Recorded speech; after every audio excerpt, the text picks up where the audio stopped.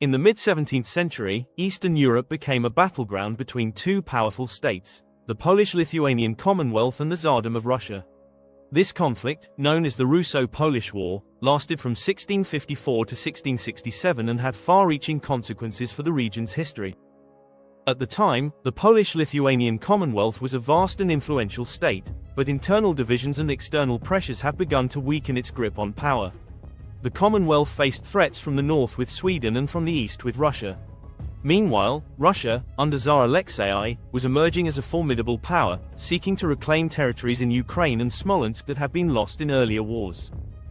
The immediate catalyst for the war was the uprising of the Cossacks, a fiercely independent group inhabiting the borderlands of Ukraine.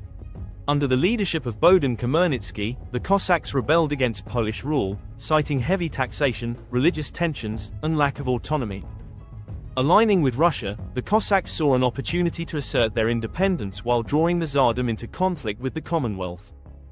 In 1654, the Russian army began its campaign with a series of rapid advances.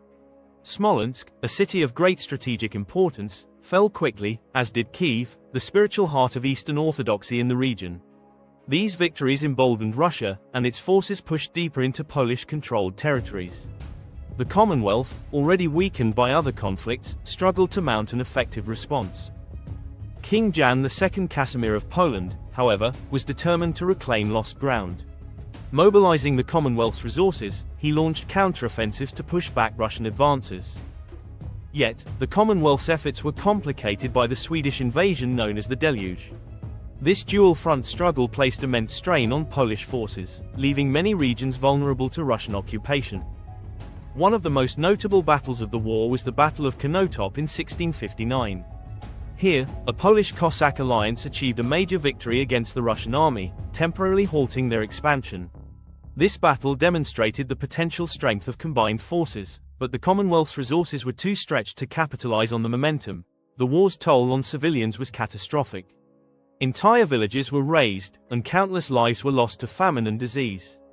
The displacement of populations created long-lasting scars on the social fabric of the region. For the people of Ukraine, the war was especially devastating, as their homeland became the primary battleground.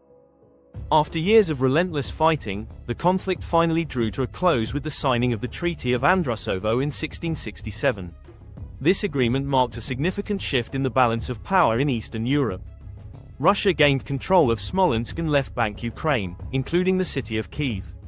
For the Polish-Lithuanian Commonwealth, the treaty represented a major territorial loss and a clear signal of its declining influence. The Russo-Polish War left an indelible mark on Eastern Europe. It solidified Russia's position as a dominant power while exposing the vulnerabilities of the Commonwealth. For Ukraine, the war deepened divisions and set the stage for centuries of struggle over its identity and sovereignty. This conflict, though often overshadowed by larger European wars, remains a critical chapter in the history of the region. The legacy of the Russo-Polish War is still felt today. It reshaped the political and cultural boundaries of Eastern Europe, influencing the histories of Poland, Russia, and Ukraine.